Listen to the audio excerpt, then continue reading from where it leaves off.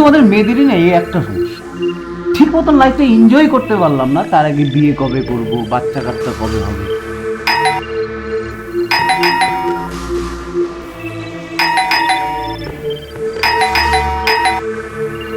Please, তুমি রাগ করো না, অ্যাটলিস্ট মুডটা এখন নষ্ট করো না। কি, এত রাত্রে কোন শালা এমন করে বেল বাজাইতেছে?